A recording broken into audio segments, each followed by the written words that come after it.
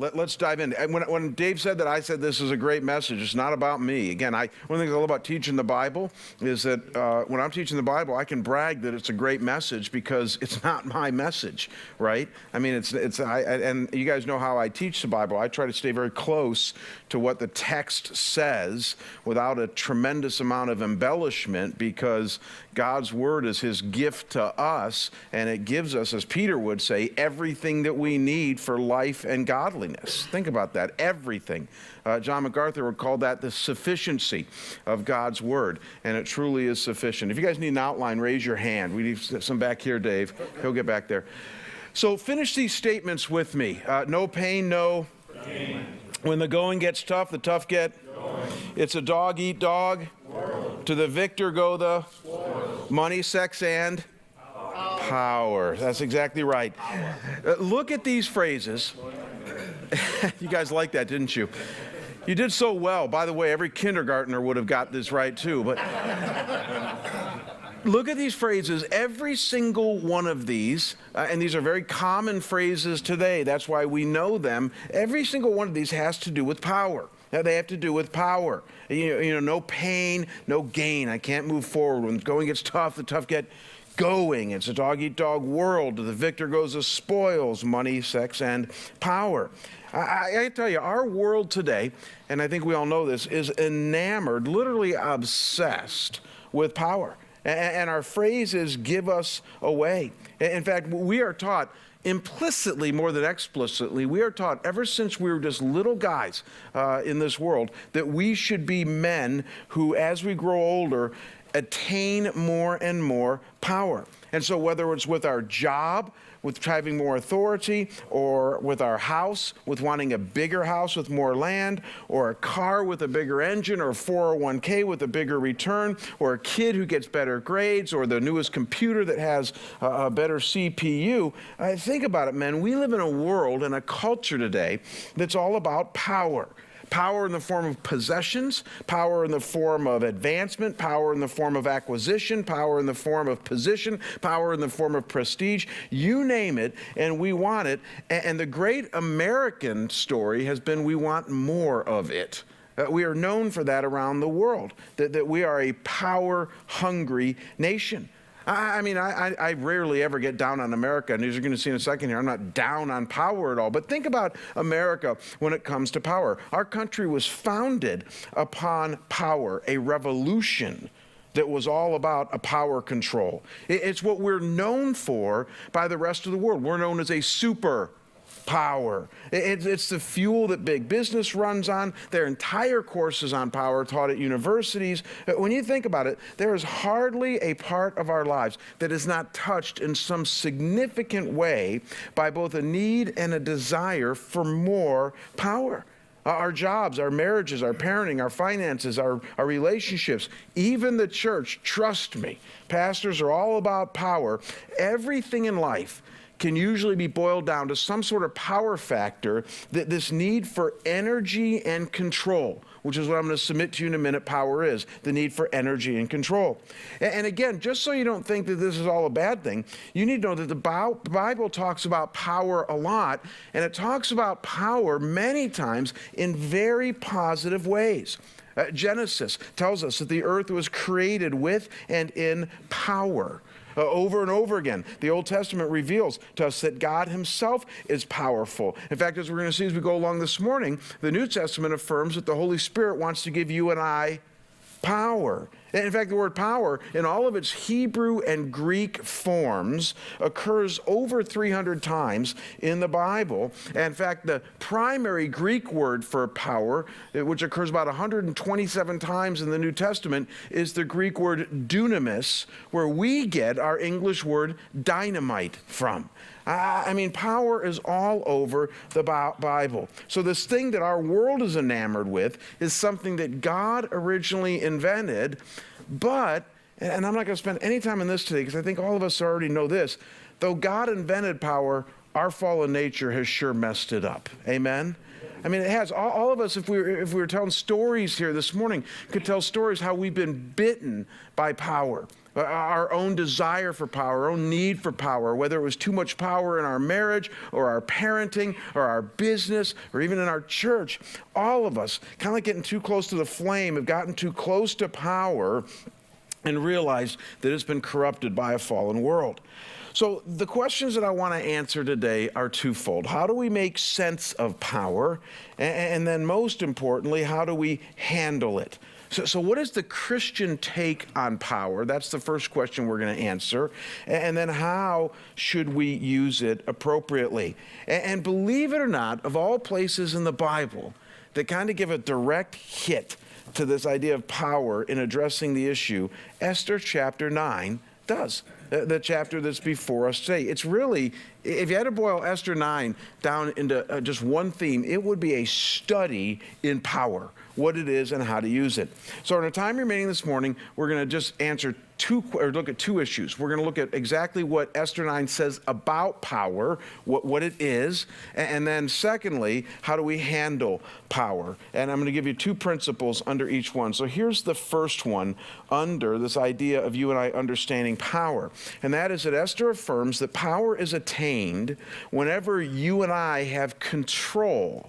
That's the operative word here, control over people and or things. This is really your definition for power, guys. Power is defined as having any type of control over another person or things.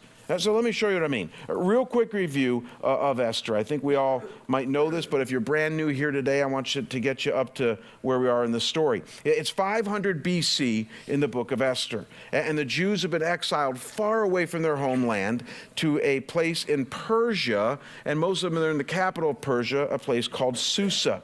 And the king at that time is a very secular king, a power-hungry man by the name of Xerxes or Ahasuerus. And he marries, of all people, a humble Jewish woman by the name of Esther, and he makes her queen. But then trouble comes in very early on in the story when the king's second in command, a guy by the name of Haman, is offended by Esther's cousin, a guy by the name of Mordecai, when Mordecai refuses to bow to Haman, and Haman orders the annihilation of all the Jews living in Persia, and there's over 1 million of them. But as we all know, because we've been studying this fall, Esther saves the day.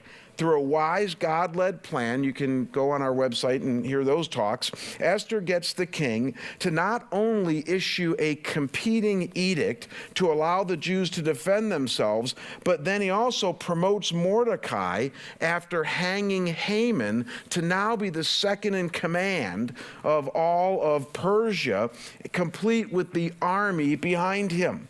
But the story is not over yet, because there's still a battle to be fought. You might remember that this is a wacko culture back then. Lots of culture. People are looking at our culture someday, by the way, and say we're wacko. Every culture tends to be a little bit weird. In this culture back then, if the king made an edict, he himself could not go back on his same edict. And so the king had made an edict that in the future, in a few months, there would be a day in which all the Jews would be destroyed by the people of Persia. They would have kind of a free-for-all on the Jews. And he couldn't go back on that edict, even though he was the king. It was written with his signet ring, and it was in stone, if you will. But he could issue a new edict. And so what the king does is he issues a new edict here in which he basically says that the Jews can defend themselves and even have the resources of the kingdom behind them. So a civil war is now brewing there in Persia. And that's what this first half of chapter 9 is all about, the battle and vindication of the Jews with Esther, Mordecai, and all the Jews living in Persia.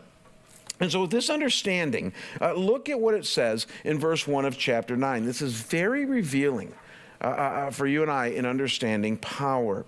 It says, now in the 12th month, that is the month Adar, on the 13th day when the king's command and edict were about to be executed, on the day when the enemies of the Jews hoped to gain the mastery over them, it was turned to the contrary, so that the Jews themselves gained the mastery over those who hated them. So I put it there in Well, I hate that pink, but anyways, that's what I had a few years ago. I put it there in pink. That twice repeated phrase that I want you to focus on, gained mastery over. Therein is the definition of power, men. That three-word phrase translated in the New American Standard Bible here in the English is actually one word in the original Hebrew. That's the way a lot of translations work, is that the Hebrew words especially were so intricate in their meaning that we would translate them using multiple words in the English. So that phrase, gain mastery over, is one Hebrew word, the Hebrew word shalat. And the word shalat literally means to rule, to have dominion, to have power. It's an absolute word of control. It simply pictures someone like you or me having enough resources behind us, whether they be physical resources or even personal resources, like emotional and relational resources, to get the upper hand and have some sort of influence and control on those around us. It's interesting. It's the same word used in Ecclesiastes 2, verses 18 to 19, when I find Ecclesiastes is a really funny book because it's just so crazy that this guy is so concerned about the futility of life. And here, the writer, some think it's Solomon, is concerned about the fact that his inheritance is going to go to his kids or somebody else who's irresponsible. Some of you can relate. And so here's what he says. He says, "Thus I hated all the fruit of my labor for which I have labored under the sun, for I must leave it to the man who will come after me. And who knows whether he will be a wise man or a fool. Yet he will," now here it is, "have control." Guess what Hebrew word that is? Shalat. "He will have control over all the fruit of my labor, for which I have labored by acting wisely under the sun. This too is vanity," or futility. That's for another message, isn't it? I mean, the inheritance issue. But think about it. Inheritance is a form of power, isn't it? You're transferring power to your kids. You're transferring your hard-earned power, your influence in the form of resources and land and money and possessions to somebody who comes after you, who now is going to have more power. And even though it wasn't an inheritance, this is exactly what's happening in Esther 9. Back in chapter 3, we saw that Haman and the Persians had power over the Jews. It says that they gained mastery over them. But now the tables are turned here in chapter 9, and the Jews are about to have gained mastery or power over the Persians. And this is why I submit to you that chapter 9 is all about power. It's all about control and who has the control over people and things. And the reality is that though some of us have never really thought about a great definition of power, and maybe even we've not viewed power this way as an issue of control, we're all familiar with it. And as I said earlier, we experience it in both good and bad ways just about every day. We do. In fact, I would submit to you that you and I, without even knowing it, are engaged in an issue of control and influence in the form of power in almost every interaction that we have throughout the day, even the most simple ones. How many of you guys have a pet? Raise your hand if you have a pet. How many of you have dogs? Raise your hand if you have a dog. All right, good. How many of you have cats? Anybody want to admit that? Good. All right, so no cats here. Don't even get me going. Kim and I have 3 dogs right now at home, and we had 3 dogs when we lived in Cleveland. My wife loves dogs. I think they're okay, but she loves dogs. And a couple of years ago, when I was doing this study on Esther, it was a few years ago back in Cleveland, we had 3 dogs on a 2-acre little hobby farm back then, and so we had a little Jack Russell Terrier. If you know anything about Jack Russells, they're just brutal dogs. I mean, my Jack Russell's only about 15 to 18 pounds right now. We have another Jack Russell. I don't worry about owls. I don't worry about anything like that because it wouldn't touch them. Those dogs are just fierce. And then we also had a pug back then. You guys know what a pug is? It's the dog that looks like it was chasing a car and lost because its face is all smashed in, and they're not very tough dogs. That was my daughter's dog. And then we had, as we should, a yellow lab back then. And yeah, there you go. Thank you. Thank you. The lab was my son and mine's, and then the Jack Russell was Kim's dog. And on this particular day, when I was preparing for this message, I wanted to take a picture of my dog. So this is a picture I took of Chester back then. And I was outside, and I was on our little walk, and I just said, hey, Chester, look up here. And he looked up, and I looked at that picture, and I said, well, that's a stupid picture. He just looks like a dope. So I looked at him, and I said, Chester, I want you to sit down, and I don't want you to move. And I kid you not, this is the next picture that I took. This is exactly what he did when I told him to sit down and not move. And it just looked so pathetic. So I said to him, I said, look, I'm not mad at you. I just want to get a good picture, so don't move. Just look at me and let me get a better shot. And this is the picture that I got. And when I showed these pictures to my wife when I got home, she said, you know what he's saying, don't you? He's saying, I hate you, and I can't wait until Mom gets home. And I said, I fully believe it. You know, they've done a lot of study on dogs and animals, and you guys know in the animal kingdom there's such thing as an alpha male. Right? An alpha male is the one male, the one leader that animals will listen to. And it's funny in our house because obviously I play the role with our animals, all of them, as the alpha male. I mean, if one of the dogs is doing something and I say boo, it will jump. It will do whatever I say, and drives Kim crazy because she's the one that cares for the dog and cuddles it and all that, and she'll say come here and the dog won't do a doggone thing because it's used to listening to an alpha male. I tell you that story because expand this now to all of life. That's just a simple thing. That's just a pet. Expand it to all of life and you will understand power. Power is anytime and anywhere that you and I use whatever resources we have. Now think about this, men, whether it's tangible resources like money and position or intangible resources like our thoughts and emotions, which is what I was doing with my dog there, to exert influence, whether good or bad, on the people and things around us. That's what power is. And this leads us to the second key thing that we need to understand about power that Esther teaches us. And this is going to be very helpful for some of us here today because we haven't been seeing it like this lately. And it's this, and that is that God has made this world so that every human being has some power. I'm telling you, this is one of the most liberating principles on power in all of the Bible. One of the reasons I can believe that at the end of the day, no adult is a pure victim when it comes especially to relationships around them is because God has seen fit to give all of us some power. I want to show you in Esther 9 how I see this and how it reveals it to us. As we've already seen in verse 1, it makes it clear that the Persians have power because it was given to them by the king.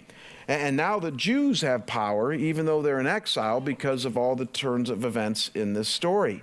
And then look at what it goes on to say in verses 3 and 4. It says, even all the princes of the provinces, the satraps, the governors, and those who were doing the king's business assisted the Jews because the dread of Mordecai had fallen on them.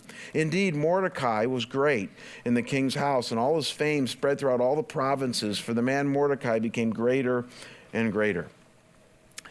I remember years ago when I was reading Esther 9, one of the things that jumped off the page at me is how at some point in this story, this is really cool, guys, at some point in the story, every major player and every major group of people has some kind of power. Isn't that interesting? You'd expect the Persians to have power.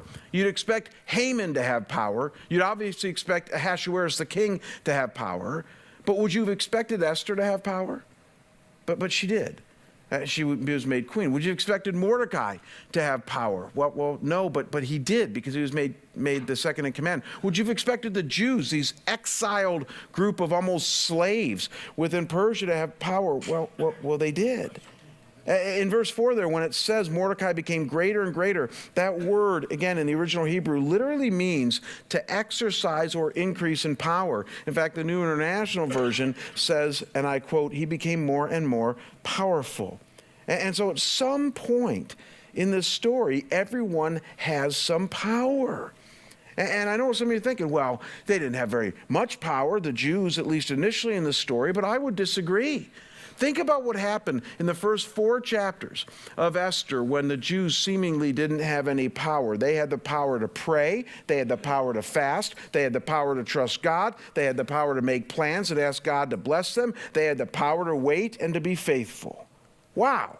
All the things that we've been studying this fall are power things. They're things that you and I can do even in the most worst circumstances that we're in which we feel like we're victims to everything around us. We can do all the things that we saw in the first 4 chapters. We can pray, fast, trust God, make plans, ask God to bless them, and then wait and be faithful.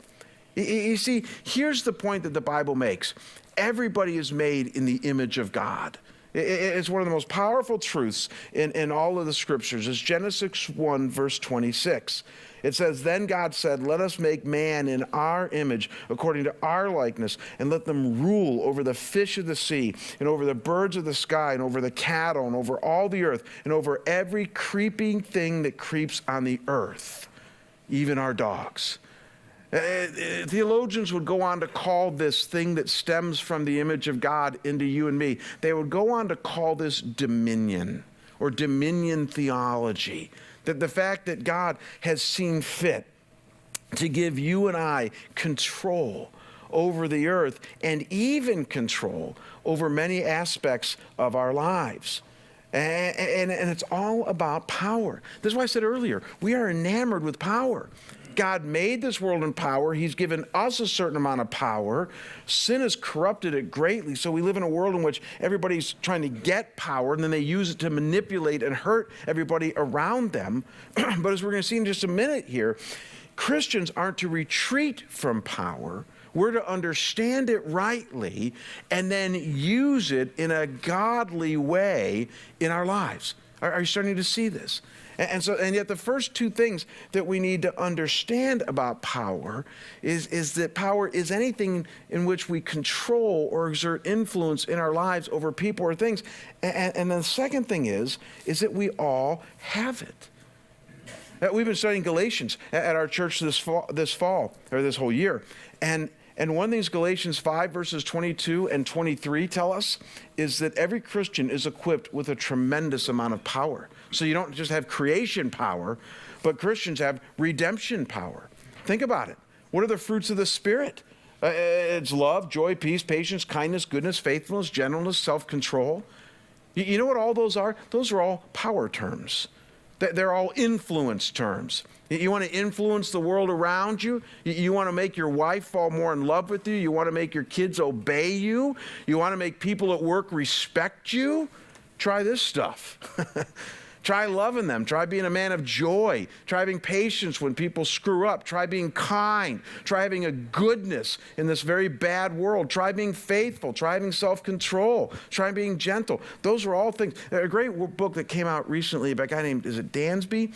That is called Love Works. Have you seen that, Brent? Yeah. Love Works. A little book based on 1 Corinthians 13 by a guy who's working for the Hirschman family. They run theme parks, I guess. Very successful, multi-million-dollar business. And one of the things he learned from the guys who own this Hirschman family business is that their whole business has been fueled by this idea of love.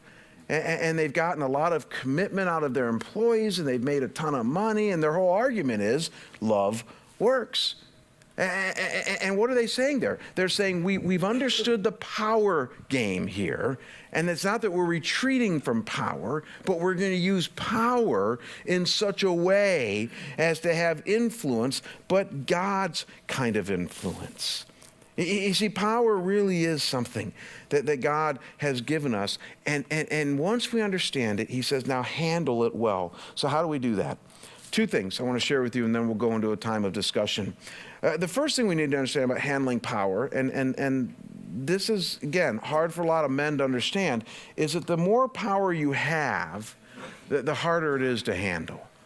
And here's what I'm saying with this.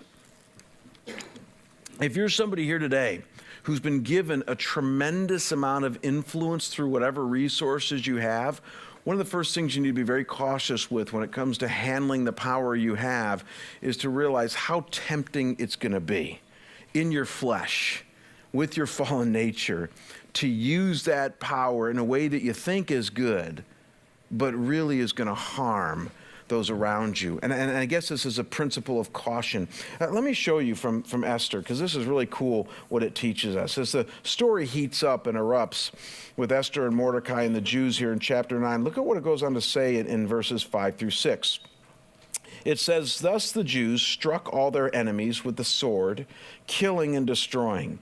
And they did what they pleased to those who hated them. And in Susa, the capital, the Jews killed and destroyed 500 men." Whoa. You might have heard Hitchens or Dawkins when they came out and attacked Christians over the last decade. One of the big indictments they made against Christianity and Judaism is that the Old Testament is a warmongering testament. That, you got these Jews in the Old Testament that'll just go marauding innocent people and killing them. And they point to things like this.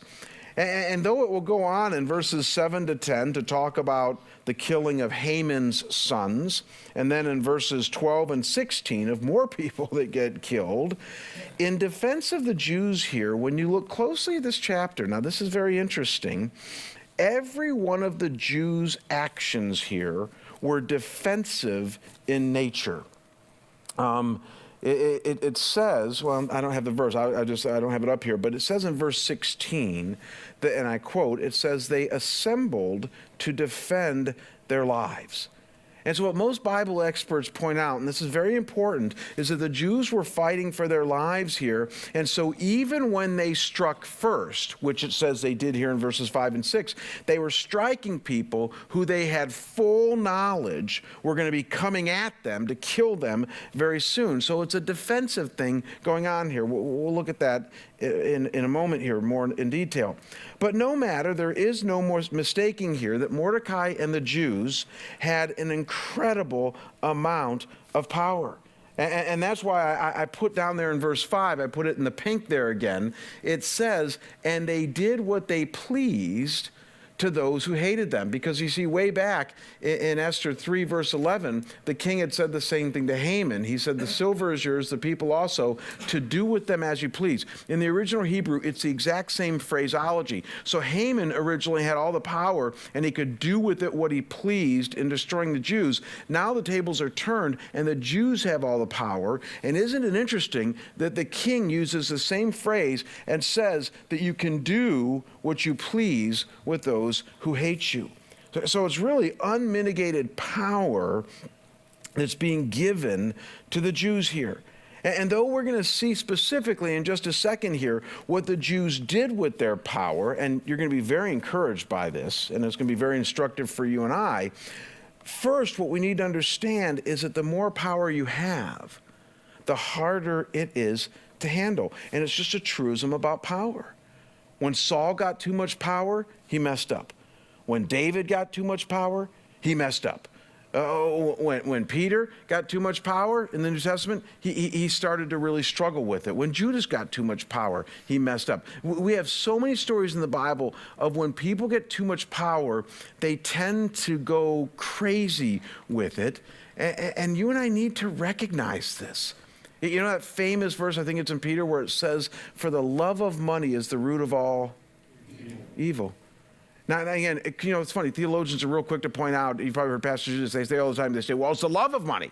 It's not money that's the root of all evil. It's the love of money. And I go, yeah, really flimsy distinction, in my opinion. It is a distinction, but let's face it. How many people have been given a tremendous amount of money that at some point don't struggle deeply with placing that love of that resource above even God? Come on. I mean, I've been entrusted with a really big church, and it's a battle for me every day, to keep God first. And I have plenty of pastor friends whom I will not mention by name, but I have plenty of pastor friends who I think are more in love with the leadership aspect of their church than they are even with Jesus himself. They're more in love with the hunt and the challenge than they are with the fact that Jesus has saved their pathetic soul. And the reality is, I've said to my congregation, if that's a battle for me, then you all are in trouble, because I'm surrounded every day by reminders of my Christianity, and I'm with Christians all day long. I can't even imagine what it would be like to be on the front lines like you guys. almost alone out there, and then to have all these wonderful resources put upon you and been given so much power, and then be told by God to handle it rightly. And one of the things you and I need to understand about power and handling it is that the more we have, the more careful we need to be, because it really can be a corrupting influence. Back in the 1800s in England, there was a professor at Cambridge University known for his knowledge of European political history and his fear that as he looked at history, when people got too much power, bad things tended to happen. And so he really did an exhaustive study of people like Attila the Hun, Napoleon, Louis XVI, Richard I. And this guy's name was Lord Acton, and he noticed that there was a tendency for power to corrupt. And one day, in answering a question as to which class of people is most fit to rule and have power, he uttered a phrase that has become a classic, and here it is. He said, the danger is not that a particular class is unfit to govern. I love it. He says every class is unfit to govern. And then he said a phrase you've probably heard. Power tends to corrupt. Say it with me. And absolute power corrupts absolutely. My dad and I were having a wonderful, life-giving discussion about democracy at Thanksgiving. My dad loves poli-sci, he was a poli-sci major and a lawyer, and so, and one of the things we both agreed on, because he's a big Obama fan and I'm not, and so that makes for awkward Thanksgiving discussions. But one of the things that we both agreed upon is that we do love our form of government that we've been blessed with here in the United States. Why? Because it's a real check on balance and power. And we're even seeing that right now. I mean, my personal opinion, everybody's mad at the Congress. I actually love what's going on in Congress right now, because people on both sides are exercising power as they're struggling with, I think, very important issues before us right now. And some of those issues I take very much to heart, marriage and abortion and things like that. So when I see that power struggle going on, and I see the executive branch and the legislative branch and the judicial branch, I'm so grateful for the founders of our nation who didn't give one branch all the power, because they hated monarchies, that they didn't like the fact that in history past, there's been one class who had all the power, because, see, they understand Lord Acton's phrase here, that absolute power corrupts absolutely. And I think that this is something that you and I need to take very much to heart. You and I have been given, as we've seen, a lot of power. And in the power that we've been given, the more that we have of it, the more easy it is to mess it up. Again, I'm as a pastor, I'm less concerned, believe it or not, I think you guys know this about me, I'm less concerned about financial power and positional power and business power than I am relational power. My whole study in life as a pastor has been how most of us have really messy relational lives. And one of the things that I've noticed, and this is good theology, is that men have been given an unusual amount of power just by being a man. You guys willing to admit that? It's just true. I'm not being sexist there. It's true. It's written into creation. We're bigger physically. We tend to have emotions that don't scar as easily. And God, that's why when you took vows at the altar to love, honor, and cherish till death do you part. It's interesting. Do you notice your wife? Now we've messed up. Now we say the same thing to a woman. We say, will you love, honor, and cherish? That's not what they used to say. It used to be said to the man, will you love, honor, and cherish? To the wife, love, honor, and obey. See, we got it right back then. I don't think we have as much right today. No, I'm serious. Hey, I didn't mean that as a joke. I'm dead serious. That's for another talk, but I'm dead serious. And I use the word obey there in a very life-giving way. My wife would agree with that. Here's my point before I dig myself any deeper. My point is this, is that men have a tremendous amount of power over their families. And one of the things I learned early on as a young man when I was living in Detroit is that I could change the course of my family's evening just with the power of my emotions. I remember coming home some days from my first pastor in Detroit, and we had this little house on Lancaster Drive, a little 1,200 square foot bungalow. We loved the house, we loved our neighbors, and we had real young kids, and I'd be driving home, I'd be in a fairly good mood, and I'd drive down my block, and then I'd start to pull in the driveway, and there'd be like 3 bikes sitting there, and the kickstands were not being used, and so I'd have to get out and move the bikes and then pull the car in, and I'd be mildly frustrated. Then I'd walk through the door, and we didn't have a big house, and it would just be a mess. There'd be Tinker toys all over the place, and the kitchen wasn't cleaned up from lunch, and I would not do this now. But back then, I'd just lose it. I would just sit there and go, Kim, how many times do I have to say, put the bikes in the garage? We're in Detroit. They're going to get stolen. Put the bikes in the garage. And by the way, it's been 5 hours since lunch. Don't you think we could clean up a little bit from lunch? I had lunch. I cleaned up. And I'd just go on, and it was awful. It was awful. No, it's a miracle the woman stayed with me. And it's true. No, and I would just get so mad. And then in my dopiness, I'd wonder why the night was ruined, because I felt so justified in what I would say. And Kim and I we got in counseling, which you guys are going, yeah, you needed it. We did. We got into counseling, and the counselor saved our marriage. And it's a true story. We saw a counselor who was a woman, a PhD in psychology, and it was hilarious because she saw us 2 sessions. And after the second session, she said to Kim, she looked at Kim and she said, "You don't need to come back. I don't need to see you anymore." And then she looked at me and she said, "I need to see you for at least a year." And I did. And weekly. And I got the message that the problem was not with her. I've married an amazing wife. I married up. The problem was me and how I handled power. So what have I learned about handling power? Here's the last thought, and then we'll have a discussion. I've learned over the years, and Esther 9 affirms this, that God's truth and grace are the keys to handling power wisely and rightly. It's really true. Let me ask you guys a quick question. I think we all know the answer to this. On those days in the early days when I would come home and lose it, what would happen on those days if somehow I was really, truly centered those days on God's truth and grace? And I mean really centered. Like I had a great quiet time in the daily bread that morning or whatever it was. I had life-giving days, and I was so centered on God's truth. Like I sensed his smile on me. I felt his forgiveness from redemption. I felt empowered by the Spirit with gentleness and self-control. Do you think I would have lost it on those days? No, because I didn't. I did have days like that, and I wouldn't lose it. And that started to clue me in to where I was going to start to learn to handle power rightly. It was going to be in my walk with God. I want to show you something really cool about Esther 9, because again, some of you are still stuck on the fact that they were so violent in this chapter. But theologians point out some very interesting things about their violence and how they handled the power given to them. As we've already noticed, they assumed a defensive posture. It says in verse 16 that the Jews assembled to defend their lives and rid themselves of their enemies. So they did not attack haphazardly or whimsically. They only attacked those who are bent on destroying them. That's the first thing you need to see. Then, interesting, notice that they only attacked men. This is made very clear multiple times in verses 6, 14, and 15. I'll read them for you. It says, "And in Susa, the capital, the Jews killed and destroyed 500 men. Then in verse 14, it says, Haman's 10 sons were hanged. Then in verse 15, it says, and the Jews killed 300 men in Susa." And I know what some of you are thinking. You're thinking, well, the Bible uses men all the time to mean men and women. Not in this case. This is the Hebrew word ish, which when the Hebrew writer was trying to make it clear that this is men as opposed to men and women or women, this means literally men. So they didn't touch women or children, just men.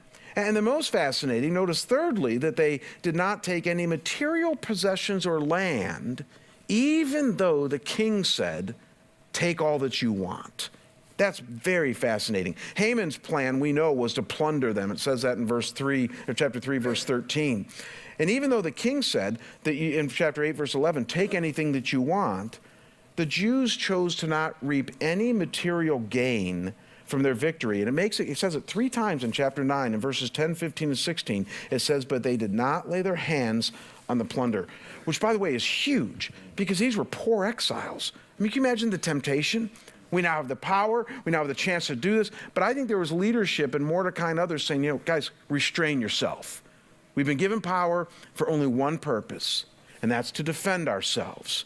Anything more would not honor God. And again, you're saying, well, where's that in the text? It's interesting. I've argued throughout all of Esther that the backdrop to Esther is a God who is behind the scenes. And even though Esther doesn't mention God, doesn't mention the law, doesn't mention a lot of spiritual disciplines, we know that these are Jews who, as we then go on to read Ezra and Nehemiah, we're going to be studying Nehemiah at our church starting in January. As you read those books, you realize that these Jews are about ready to go back to the promised land and rebuild their temple, rebuild their city, rebuild their walls. So God was very much on their radar. The sixth commandment says that thou shalt not murder. So we know that the reason they probably didn't murder women and children here is because you're not supposed to murder.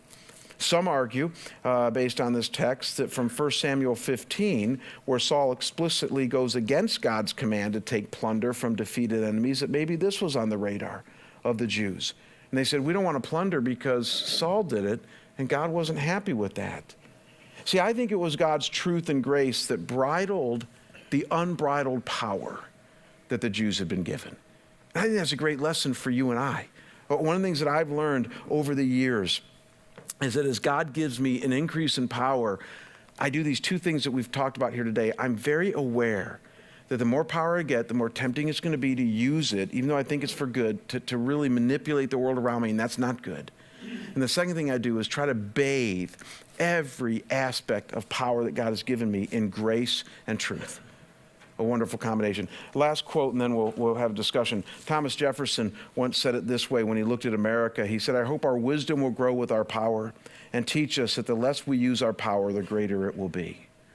And I think that's almost, even though Jefferson was a deist, I think that's a great, great phrase for a Christian. That we will grow in our wisdom with power, and that the less we use our power, the greater it will be. I think that's a lot of what I try to do. Or at least if I do use the power I have, I'm using it only for kingdom and good stuff.